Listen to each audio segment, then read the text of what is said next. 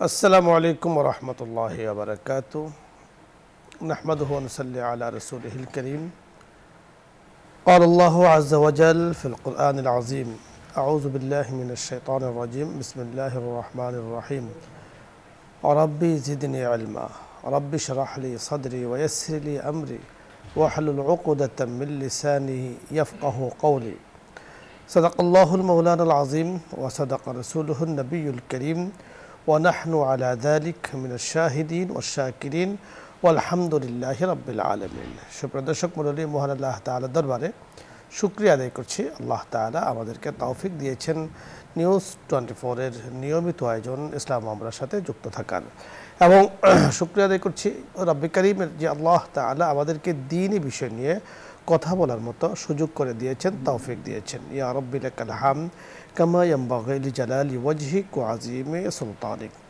রাসূল আকরাম সাল্লাল্লাহু আলাইহি ওয়াসাল্লামকে আল্লাহ তাআলা এই মাহে রবিউল আউয়াল মাসে আল্লাহ তাআলা জগতের বুকে পাঠিয়েছেন। অন্ধকারাচ্ছন্ন জগৎ ছিল, দুনিয়া ছিল। এই দুনিয়াকে আল্লাহ পাক আলোকময় করে দিয়েছেন রাহমাতে আলম সাল্লাল্লাহু আলাইহি ওয়াসাল্লামকে জগতের বুকে পাঠিয়ে। এজন্য কোনো এক কবি বড় চমৎকার বলেছেন, রবিউন বি রবিউন বি রবিউন ওয়া নূরুন ফাওকা নূরুন ফাওকা নূরি। রবিউল আউয়াল মাস অনেক দিক থেকে বরকতময়, অনেক দিক থেকে সম্মানিত। এই রবিউল আউয়াল মাস সম্মানিত হয়েছে রাসূল আকরাম সাল্লাল্লাহু আলাইহি ওয়াসাল্লামকে আল্লাহ রব্বুল কারীম এই মাসের মধ্যে জগতের বুকে পাঠিয়েছেন। যদিও ওনার সৃষ্টি ছিল অনেক আগে, কিন্তু জগতের বুকে আল্লাহ তাআলা পাঠিয়েছেন সাইয়্যিদুল মুরসালিন, বড় খেতাব দিয়ে, বড় উপাধি দিয়ে আল্লাহ পাক ওনাকে পাঠিয়েছেন। বড় চমৎকার বলেছেন কবি আরো, আশরাফে আম্বিয়া খায়রুল ওয়ারা খাতামুল আম্বিয়া খাতামুল আম্বিয়া। তিনি আশরাফুল ওয়ারা, তামাম জাহানের মাঝে, সকলের মাঝে তিনি শ্রেষ্ঠ। নবীদের মাঝেও তিনি সাইয়্যিদুল মুরসালিন সাল্লাল্লাহু আলাইহি ওয়াসাল্লাম, এবং তিনি খাতামুন নবিয়্যিন সাল্লাল্লাহু আলাইহি ওয়াসাল্লাম। মহানবী সাল্লাল্লাহু আলাইহি ওয়াসাল্লামকে আল্লাহ তাআলা এত উপাধি দিয়েছেন, এত সম্মান দিয়েছেন, এত মর্যাদা দিয়েছেন, এবং ওনাকে দান করেছেন আল্লাহ তাআলা মাকামে মাহমুদ। রাসূল আকরাম সাল্লাল্লাহু আলাইহি ওয়াসাল্লাম আমাদেরকে শিখিয়ে দিয়েছেন যে জ্ঞান বৃদ্ধির জন্য কি দোয়া করতে হয়। আমরা জানি যে আমাদের সকলের ইলম যেন বৃদ্ধি পায়, জ্ঞান যেন বৃদ্ধি পায়, আমাদের বার্ধক্য বয়সে যেন স্মরণশক্তি ভালো থাকে, যৌবনকালে স্মরণশক্তি যেন ভালো থাকে, আমাদের সন্তানরা যেন মেধাবী হয়। আমরা তার জন্য কিন্তু বহু ফিকির করি, অনেক চিন্তা করি, অনেক ধরনের খাবারও আমরা গ্রহণ করে থাকি, পুষ্টিকর খাবার গ্রহণ করি, যেন আমাদের মেধা কাজ করে, আমাদের সন্তানরা যেন মেধাবী হয়। রাসূল আকরাম সাল্লাল্লাহু আলাইহি ওয়াসাল্লাম আমাদেরকে শিখিয়ে দিয়েছেন, তুমি বলো, আমরা যেন বলি রাব্বি জিদনি ইলমা, হে আল্লাহ আপনি আমার ইলমকে বাড়িয়ে দেন। ইলম মানে হলো জ্ঞান। হে আল্লাহ আপনি আমার জ্ঞানকে বাড়িয়ে দেন, দ্বীনি জ্ঞানকে বাড়িয়ে দেন, দ্বীনি সমাজকে আপনি বাড়িয়ে দেন। এবং রাসূল আকরাম সাল্লাল্লাহু আলাইহি ওয়াসাল্লাম বলেছেন, মান ইউরিদিল্লাহু বিহি খায়রান ইউফাক্কিহু ফিদ্দীন। যার জন্য আল্লাহ পাক কল্যাণ চান, ভালো কিছু চান, আল্লাহ পাক তাকে দ্বীনের শিক্ষা দেন, দ্বীনের সমাজ দান করেন, দ্বীনের সঠিক বুঝ দান করেন। আর দ্বীনের সঠিক বুঝটা এত মহা নেয়ামত, আল্লাহু আকবার, দ্বীনের সঠিক বুঝটা এত মহা নেয়ামত যে এই নেয়ামত যারা যোগে যোগে পেয়েছেন তারা কিন্তু ধন্য হয়েছেন, তাদের জীবনটা বড় চমৎকার হয়েছে। আর তাদেরকে আল্লাহ পাক বলেছেন যারা দ্বীনের সমাজ, দ্বীনের বুঝ, দ্বীনের জ্ঞান পেয়েছেন এবং সেই অনুযায়ী জীবন গড়েছেন, আল্লাহ পাক তাদেরকে বলেন ওয়ালি আলা ইন্না আউলিয়া আল্লাহি লা খাউফুন আলাইহিম ওয়া লা হুম ইয়াহজানুন। আল্লাহ পাকের ওলি যারা, তাদের জগতের মাঝে তাদের কোনো ভয় নেই, তাদের কোনো পেরেশানি নেই, পরকালেও তাদের কোনো চিন্তা নেই, কোনো পেরেশানি নেই। কেউ তাদেরকে সেখানে আটকাতে পারবে না, জান্নাতে যাওয়ার পথে বাধা দিতে পারবে না জান্নাতে যাওয়ার জন্য। আল্লাহ পাকের ওলিদেরকে আল্লাহ তাআলা এইভাবে আল্লাহ তাআলা উভয় জাহানে, উভয় জগতে হেফাজত করবেন। এখানে আরেকটি বিষয় যে আল্লাহ তাআলা যাদেরকে দ্বীনে জ্ঞান দিয়েছেন এবং জ্ঞান বৃদ্ধির জন্য যিনি আল্লাহ তাআলার কাছে দোয়া করেছেন, আল্লাহ পাক তাকে সে জ্ঞান দিয়েছেন, তো কবরে যাওয়ার পরও তার এই জ্ঞানটা, তার ইলমটা, তার আমলটা তার কাছে চলে আসবে। যখনই তাকে প্রশ্ন করা হবে মার রাব্বুকা, তোমার রবকে, যিনি দ্বীনি ইলম পেয়েছেন দ্বীনের সমঝ পেয়েছেন, সেই অনুযায়ী চলেছেন, তো উনি বলবেন রব্বি আল্লাহ, উত্তর দিবেন বড় চমৎকারভাবে এবং চিন্তা ছাড়া, পেরেশানি ছাড়া বলবেন আমার রব তো আল্লাহ। আমা দিনুকা, তোমার দিন কি, তোমার দিন কি ছিল, কোন ধর্মের উপরে তুমি ছিলে? তখন সে চিন্তাবিহীন বলে ফেলবে দিনই আল ইসলাম। এবং বলা হবে আমার রাজুলুল্লাযী বুইসা ইলাইক, ওই ব্যক্তি যাকে তোমার কাছে প্রেরণ করা হয়েছে, রাসূল আকরাম সাল্লাল্লাহু আলাইহি সাল্লাম, উনি কে ছিলেন? উনি বলবেন মুহাম্মদ রাসূলুল্লাহ সাল্লাল্লাহু আলাইহি ওয়াসাল্লাম। সাথে সাথে তার কবরটা প্রশস্ত হয়ে যাবে, তার দৃষ্টির সীমানা যতটুকু যাবে তার কবর অত বড় হবে, চতুর্দিকে বড় হবে, এত বড় কবর আল্লাহ পাক তাকে বানিয়ে দিবেন। এবং জান্নাতের সাথে যোগাযোগ চালু হয়ে যাবে, জান্নাতের নেয়ামত ও রাজি সুন্দর গ্রান সুগ্রানে তার কবরটা মুখরিত হয়ে যাবে। এত নেয়ামত আল্লাহ পাক জান্নাতে তাকে দেবেন, এত কিছু আল্লাহ পাক তাকে দান করবেন। সুবহানাল্লাহ সুবহানাল্লাহ। এজন্য আল্লাহ পাকের কাছে দোয়া করা, আল্লাহ পাকের কাছে দোয়া করা যে আল্লাহ আপনি আমাকে দ্বীন জ্ঞান দান করেন, রাব্বি জিদনি ইলমা, আল্লাহ আপনি আমার ইলমকে বাড়িয়ে দেন, আল্লাহ আপনি আমার জ্ঞানকে বাড়িয়ে দেন, আল্লাহ আপনি আমার বুঝকে বাড়িয়ে দেন, আল্লাহ আপনি আমার সমঝকে বাড়িয়ে দেন। আল্লাহ তাআলার কাছে এই দোয়া করা এবং দ্বীনি কাজে আল্লাহ তাআলার কাছে আরও সাহায্য চাওয়া। রাব্বি শরাহ লি সাদরি ওয়া ইয়াসসির লি আমরি ওয়াহলুল উকদাতাম মিন লিসানি ইয়াফকাহু কওলি। হে আল্লাহ রাব্বি ইশরাহ লি সাদরি, আমার বক্ষকে আপনি একেবারে প্রশস্ত করে দেন। ওয়া ইয়াসসির লি আমরি, আল্লাহ যে কাজ আমি করতে যাচ্ছি, যা আমি শিখতে যাচ্ছি, যা আমি বুঝতে চাচ্ছি, আল্লাহ এই কাজটিকে আমার জন্য আপনি আসান করে দেন, সহজ করে দেন এবং দ্বীনি বিষয়গুলোকে আমি যেন বুঝি, আল্লাহ আপনি আমাকে সেই তৌফিক দান করেন। হযরত ইবনে আব্বাস রাদিয়াল্লাহু তাআলা আনহু, যাকে রাইসুল মুফাসসির বলা হয়, মুফাসসিরদের সরদার, রাসূল আকরাম সাল্লাল্লাহু আলাইহি ওয়াসাল্লাম ওনার জন্য দোয়া করেছেন। হযরত ইবনে আব্বাস রাদিয়াল্লাহু তাআলা আনহুর জন্য আল্লাহ রাসূল সাল্লাল্লাহু আলাইহি ওয়াসাল্লাম দোয়া করেছেন আল্লাহুম্মা ফাক্কিহহু ফিদ-দ্বীন ওয়া আল্লিমহু ইলমাল কিতাব, আল্লাহ তাকে আপনি দ্বীনের সমঝ দান করেন এবং তাকে কিতাবুল্লাহর ইলম দান করেন। আজকে আমরা জ্ঞান বৃদ্ধির জন্য মহানবী যে দোয়াগুলো আছে এ নিয়ে আমরা কথা বলছিলাম, দর্শক মণ্ডলী আপনারাও সেই কথাগুলো শুনছিলেন। আজকে আমাদের সাথে যিনি যোগ দিয়েছেন এই বিষয় নিয়ে কথা বলবেন এবং প্রশ্ন উত্তর নিয়ে কথা বলবেন বিশিষ্ট ইসলামী চিন্তাবিদ, মিডিয়া আলোচক শেখ মুফতি হারুন ইসলামাবাদী, খতিব, কলোনি বাজার, কেন্দ্রীয় জামে মসজিদ। আসসালামু আলাইকুম। ওয়ালাইকুম আসসালাম ওয়া রাহমাতুল্লাহ। জি মোহতারাম, কেমন আছেন? আলহামদুলিল্লাহ। আলহামদুলিল্লাহ। জ্যামে পড়েছিলেন মনে হয় কিছুটা। জি জি। যাই হোক, আপনার কাছে খুব সংক্ষিপ্তভাবে জানবো যে জ্ঞান বৃদ্ধির জন্য মহানবী সাল্লাল্লাহু আলাইহি ওয়াসাল্লাম যে দোয়াগুলো করেছেন, দু একটা দোয়া আপনার কাছে আমরা। একটা কোরআনুল কারীমের ইতিপূর্বে আপনি যেটা বলছিলেন, আল্লাহ তাআলা শিক্ষা দিয়েছেন নবীজিকে রব্বি জিদনি ইলমা, এবং নবী হযরত মুসা আলাইহিস সালাম শানে যে আয়াতটি আসছে, নবী ইসলাম আমাদের সাজেস্ট করেছেন রব্বি ইশরাহ লি সাদরি ওয়া ইয়াসসির লি আমরি ওয়াহলুল উকদাতাম মিন লিসানি ইয়াফকাহু কওলি। এবং যেটা আপনি বলতেছিলেন হযরত আব্দুল ইবনে আব্বাস রাদিয়াল্লাহু তাআলা আনহু, তিনার জন্য যে দোয়া করছেন, যার কারণে তিনি জগৎ বিখ্যাত, তিনি মুফাসসির জগতের সম্রাট হয়েছেন। আল্লাহুম্মা ফাক্কিহু ফিদ-দ্বীন ওয়া ফি রিওয়ায়াত আল্লাহুম্মা আল্লিমহুল কিতাব। এবং নবী সাল্লাল্লাহু আলাইহি ওয়াসাল্লাম আরও বিভিন্ন দোয়া পড়েছেন, আল্লাহুম্মা রযুকনা ইলমান নাফিআ। এই ধরনের বিভিন্ন দোয়া নবী সাল্লাল্লাহু আলাইহি ওয়াসাল্লাম আল্লাহর কাছে যেগুলো করেছেন এবং ইলমের তৌফিক হিসাবে যেগুলো চাইছেন, আরও অনেক দোয়া নবী ইসলাম আমাদেরকে সাজেস্ট করেছেন। তো হযরত মুসা আলাইহিস সালামের যে বিষয়টা, এটা একটি ব্যাপক বিষয়, যে ওনার ছোটোবেলায় উনি পরীক্ষার সম্মুখীন হয়ে তিনি তার জিহ্বার মধ্যে জড়তা হয়ে গেছিল, অর্থাৎ মুসা আলাইহিস সালামকে একটা পরীক্ষা দিতে হয়েছে, যে তিনি তখন ফেরাউন একটা সময় তাকে আদর করে কোলে নিয়েছিল আর তিনি একটা থাপ্পড় মেরেছিল। তো থাপ্পড় মারাতে সে বলল যে এটা আমার সেই দুশ্মনটি। বিবি আসিয়া অত্যন্ত বিচক্ষণ, অত্যন্ত জ্ঞানী ছিলেন। আরে আপনি কি বলেন, বাচ্চা মানুষ, এটা তখন তাকে একটা পরীক্ষা দেওয়া হয়েছে যে একটা স্বর্ণের লাল জিনিস, একটা আগুনের একটা টকটকে কয়লা দেওয়া হয়েছে, তো যদি তিনি আগুনটা ধরে এখনই তাকে ছেড়ে দেওয়া হবে, লাল স্বর্ণটা ধরতে চাইছিল, ওইটাই জিব্রাইল তাকে আগুনের দিকে হাতটা দিয়ে দিয়েছেন, তখন তার জিহ্বাটা পুড়ে যায়।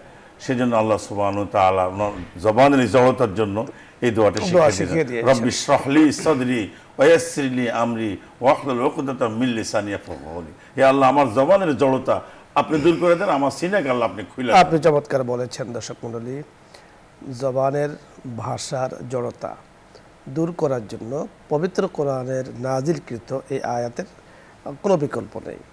জবানের জড়তা জ্ঞান বৃদ্ধির জন্য, নিজের কাজকে আল্লাহ পাকের দ্বীনি কাজ, দ্বীনি বোঝ, দ্বীনি জ্ঞান চর্চার জন্য এই দোয়ার কোনো বিকল্প নেই। এই জন্য আমরা দোয়াটি শিখে নেই, রাব্বি ইশরাহ লি সাদরি ওয়া ইয়াসসির লি আমরি ওয়াহলুল উকদাতাম মিন লিসানি ইয়াফকাহু কওলি।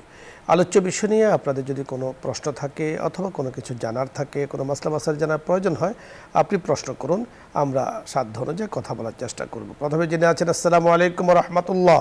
দর্শক নাম বলে পরিচয় দিয়ে প্রশ্ন করুন।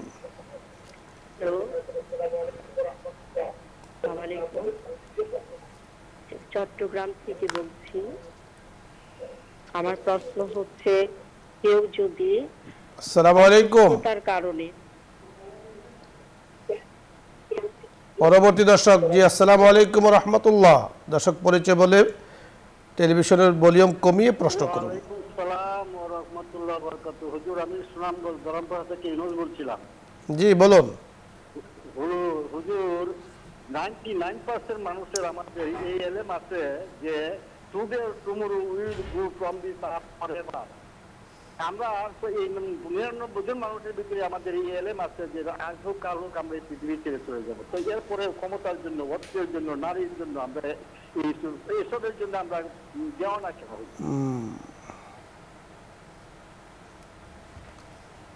জি ধন্যবাদ ইউনুস ভাই, আপনার নাম বুঝতে পেরেছি কিন্তু প্রশ্নটি আসলে খুব একটা বুঝতে পারিনি আমরা। পরের দর্শক, আসসালামু আলাইকুম ওয়া রাহমাতুল্লাহ।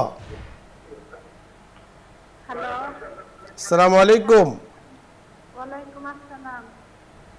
প্রশ্ন করুন।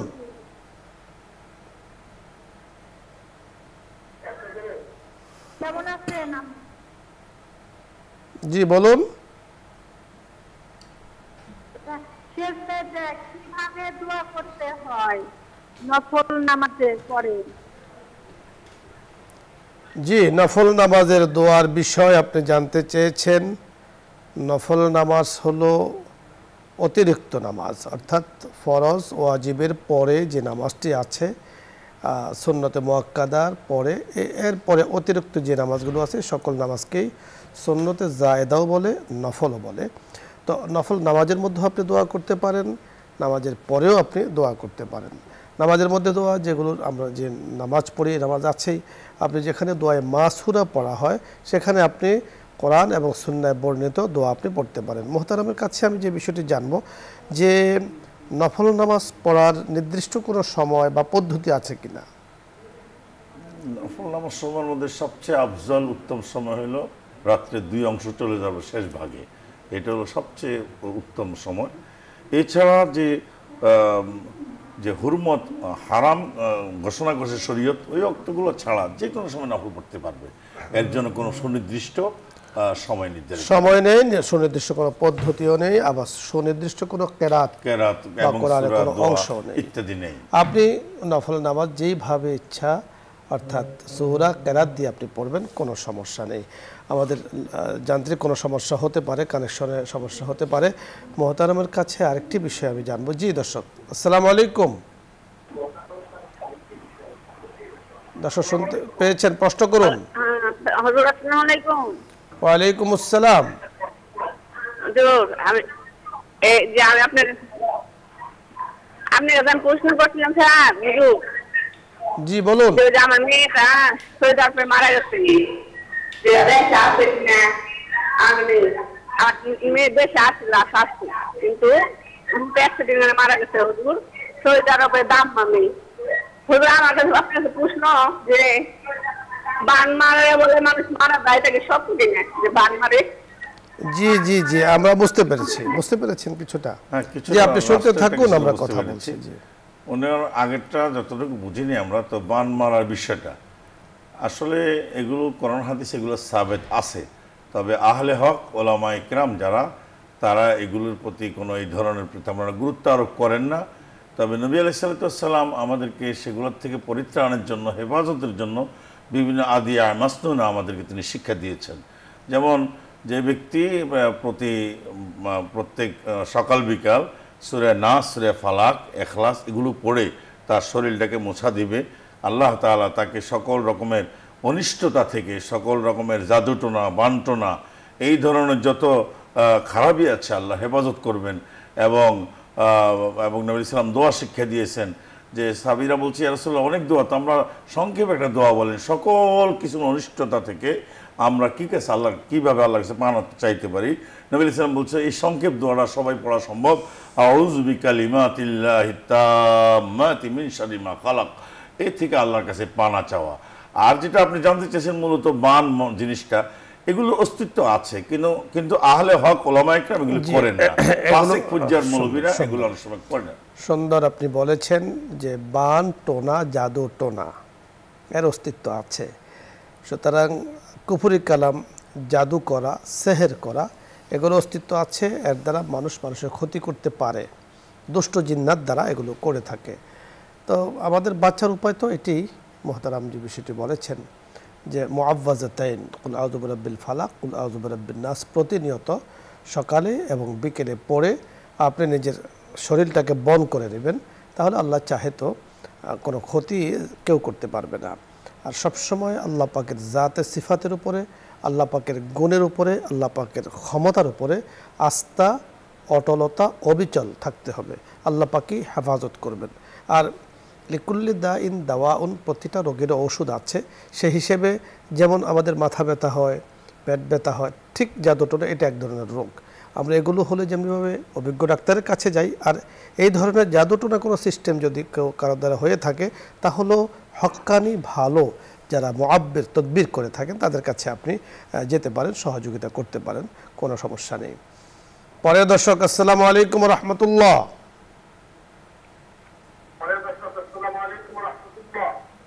আসসালামু আলাইকুম। ওয়ালাইকুম আসসালাম,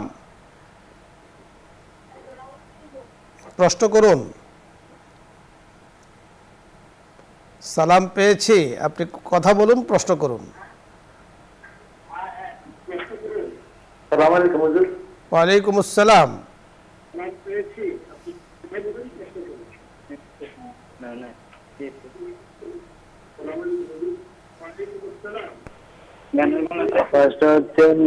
জি বলুন।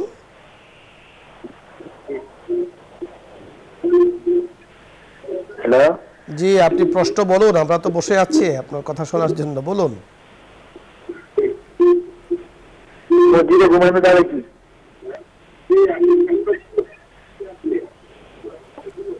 মসজিদে ঘুমানো যাবে কি? মসজিদে ঘুমানোর বিষয় যাবে কিনা? হ্যাঁ, সুন্দর একটি প্রশ্ন, খুব সংক্ষিপ্ত প্রশ্ন আপনি করেছেন। জি মসজিদ, জি মসজিদের ঘুমানোর বিষয়টা, আমরা যেমন বাড়ি ঘরে আমাদের আবাসস্থলে আমরা যেভাবে ঘুমাই এইভাবে নয়, মসজিদে ঘুমানো দ্বীনের স্বার্থে, দ্বীনের কাজের উদ্দেশ্য করে মসজিদে ঘুমানো জায়েজ আছে। যেমন প্যারা নবী সরওয়ারে কায়নাত ইমামুল আম্বিয়া মুহাম্মদ রাসূলুল্লাহ সাল্লাল্লাহু আলাইহি সাল্লাম, তিনি রমজানের শেষ দশকে মসজিদে ইতিকাফ করেছেন এবং সেই সুবাদে মসজিদে থাকা আমরা সাব্যস্ত মনে করি। তবে ওইটা তো হলো সুন্নতে মুআক্কাদা করিবুল ওয়াজিব, সেটাকে বলা হয়। তবে যেহেতু বছর নফল ইতিকাফের কোনো সময় নির্দিষ্ট নাই, সেজন্য আপনি যে কোনো সময় মসজিদে ইতিকাফের নিয়তে থাকলে, যদি আপনি সুন্নত তরিকায় নামাজের হালতে আপনি এরকম তাশাহুদের অবস্থায় আছেন, অথবা আপনি মসজিদে কিয়াম অবস্থায় আপনার ঘুম চলে আসছে, অথবা আপনি আসন দিয়ে বসে আছেন, আপনার অজান্তে ঘুম এসে গেছে, কিন্তু আপনি ঘরবাড়িতে যেরকম আরাম আয়েশ মনে করে ঘুমান, এই ঘুম মসজিদে জায়েজ নেই দ্বীনের কাজের জন্য। জি, মসজিদে ঘুমানো নাজায়েজ নয়, মসজিদে ঘুমানো জায়েজ ইতিকাফের নিয়তে। আপনি মসজিদে থাকবেন, সুন্নতে মুআক্কাদার একটা ইতিকাফ আছে, এই ছাড়া ইতিকাফের নিয়ত ছাড়া মসজিদে অবস্থান কিন্তু জায়েজ নেই। আপনি জীবনে ইতিকাফ করেছেন, ইতিকাফের নিয়ত করেছেন, যখন মসজিদে যাবেন তখনই যেন ইতিকাফের নিয়তটা থাকে। এই ইতিকাফের নিয়তে মসজিদে আপনাকে থাকতে হবে। আপনি দ্বীনের নিয়তে, তেলাওয়াতের নিয়তে, সওয়াবের নিয়তে থাকবেন, কোনো সমস্যা নেই। তবে মসজিদের পবিত্রতা বজায় রাখতে হবে। মসজিদের ব্যাপারে বলা হয়েছে যে মসজিদে ঘুমাতে গিয়ে যদি কখনো আল্লাহ না করুন আপনি মোটা বিছানা দিয়ে আপনি ঘুমিয়ে আছেন, কোনো কারণে শরীর নাপাক হয়ে গিয়েছে, সেখানেও বলা হয়েছে যে চাদর বিছিয়ে অথবা গামছা বিছিয়ে আপনি মসজিদ থেকে বের হবেন, আপনার সরাসরি নাপাক পাওটা যেন মসজিদে না লাগে।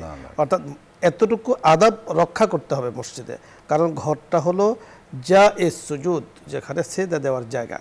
মসজিদ মানে হলো জায়েজ সুজুদ, যেখানে সেজদা দেওয়া হয়।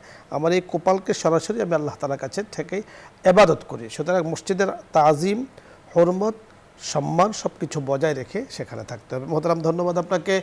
দর্শক মণ্ডলী, আপনাদের সকলকে আজকের এই সুন্দর আয়োজনে অংশগ্রহণ করেছেন, আল্লাহ পাকের শুকরিয়া আদায় করছি। আল্লাহ তাআলা আমাদেরকে দুনিয়ার অন্যান্য কাজ থেকে ফারিক করে দিনই একটি কাজের সাথে, দিনে একটি অনুষ্ঠানের সাথে যুক্ত রেখেছেন। আল্লাহ তাআলা আমাদের সময়টাকে কবুল করেন, মঞ্জুর করেন। আল্লাহ পাক তো আসলে উসিলা তালাশ করেন যে বান্দাকে তিনি ক্ষমা করতে চান, কিভাবে ক্ষমা করবেন। আল্লাহ তাআলার কাছে আমরা উসিলা কামনা করছি যে আমাদের দিনই কাজের উসিলায় যেন আয়োজকবিন্দু যারা আছেন, বসুন্ধরা পরিবার, আমরা যারা আছি, আমাদের সকলকে আল্লাহ তাআলা মাফ করে দেন। আজকে আর নয়, সকলকে ধন্যবাদ জানিয়ে আগামী দিনের জুম্মাবার অত্যন্ত বরকতময় দিন, সেই দিনে এই অনুষ্ঠানের সাথে যুক্ত থাকব। আগামী দিন বেশি করে দুরূদ শরীফ পড়ব, জিকির আজকার করব, আল্লাহ পাকের কুরবত হাসিলের ইবাদতগুলো করব। আল্লাহ তাআলা তৌফিক দান করুন। ইয়া রাব্বি লাকাল হামদ ওয়া লাকাশ শুকর। আপনাদের সকলকে ধন্যবাদ। আসসালামু আলাইকুম ওয়া রাহমাতুল্লাহি ওয়া বারাকাতুহু। দোয়া হবে, দরুদ ইস্তিগফার পাঠ করি। আল্লাহুম্মা সাল্লি আলা সাইয়্যিদিনা ওয়া নাবিয়্যিনা ওয়া শাফিঈনা ওয়া হাবিবিনা মাওলানা মুহাম্মদ সাল্লাল্লাহু আলাইহি ওয়া আলা আলিহি ওয়া আসহাবিহি ওয়া বারাকা ওয়া সাল্লাম। ইয়া রাব্বি লাকাল হামদ। আলহামদুলিল্লাহি রাব্বিল আলামিন। ইয়া রাব্বি লাকাল হামদু কামা ইয়ানবাগি লিজালালি ওয়াজহিক ওয়া আযীমি সুলতানিক। আল্লাহুম্মা ইন্না নাসআলুকাল হুদা ওয়াত তুকা ওয়াল আফাফা ওয়াল গিনা। আল্লাহুম্মা হাব্বিব ইলাইনাল ঈমান وزين أخلاقنا بالقرآن وكره إلينا الكفر والفسوق والعصيان واجعلنا من الراشدين. اللهم فقهه في الدين، اللهم فقهنا في الدين وعلمنا علم الكتاب وعلمنا علم الكتاب يا كريم يا رحيم يا الله। আমরা গুনাহগার বান্দার আপনার শাহী দরবারে হাত তুলেছি। মাওলাই করিম, আমাদের জিন্দেগীর সকল গুনাহগুলো মাফ করে দেন।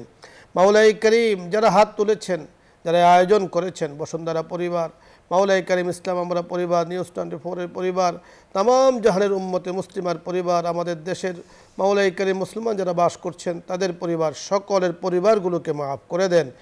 যারা বেঁচে আছেন মাফ করে দেন, যারা চলে গিয়েছেন তাদের জন্য ইয়া আল্লাহ ক্ষমার ফয়সালা করে দিয়ে জান্নাতের নাজ ও নিয়ামতের ফয়সালা করে দেন। জাহান্নামের সাথে তামাম যোগাযোগগুলো বন্ধ করে দেন। মাওলাই করিম আহকামুল হাকিমিন রব্বুল আলামিন, ইয়া করিম, আপনার হাবিবকে আপনি জগতের বুকে এই মাসে পাঠিয়েছেন। ইয়া আল্লাহ, আপনার হাবিবের সুন্নাহ অনুযায়ী মাওলাই করিম যা রেখে গিয়েছেন তা অনুযায়ী জীবন যাপন করার তৌফিক দান করেন। মাওলাই করিম চেয়ারম্যান মহোদয়কে, ইয়া আল্লাহ, পরিবারের সদস্যবৃন্দ যারা আছেন, আমাদের পরিবারের সদস্য যারা আছেন, ইয়া আল্লাহ, ইয়া করিম, জ্ঞান বৃদ্ধির জন্য আপনার মাওলাই করিম হাবিব দোয়া করেছেন, আমাদেরকে শিখিয়ে দিয়েছেন, আমরাও দোয়া করছি। মাওলাই করিম আমাদেরকে ইলম, আমল, জ্ঞানকে বাড়িয়ে দেন। ইয়া আল্লাহ, আমাদের আমলগুলোকে বাড়িয়ে দেন, আমাদের রিজিককে, আমাদের হায়াতকে বরকতময় করে দেন। ইয়া আল্লাহ, আমাদের সময়কে বরকতময় করে দেন। আমাদের ভেতরে, আমাদের বাহিরে যেখানে যে রোগ আছে, মাওলাই করিম, ইয়া আল্লাহ, আপনি ছাড়া তো আমাদের আর কেউ নেই। ইয়া করিম, মেহরবানি করে আমাদের সকল রোগ বিরোগ থেকে আমাদেরকে হেফাজত করেন। মাওলাই করিম, আপনার নিয়ামতগুলোকে আপনার হুকুম অনুযায়ী ভোগ করার তৌফিক দান করেন। ইয়া আল্লাহ, মওতের কষ্ট বড় কঠিন, সহ্য করার মতো ক্ষমতা আমাদের কারণেই। ইয়া আল্লাহ, আমাদের জন্য আসান মওতের ফয়সালা করে দেন।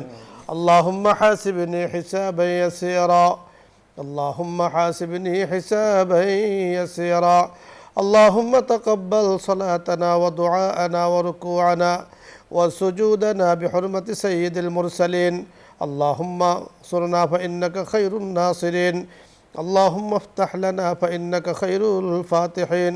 ওয়া সাল্লাল্লাহু তাআলা আলা খায়রি খালকিহি মুহাম্মাদিন ওয়া আলা আলিহি ওয়া আসহাবিহি আজমাইন বিরহমাতিকা ইয়া আরহামার রাহিমিন।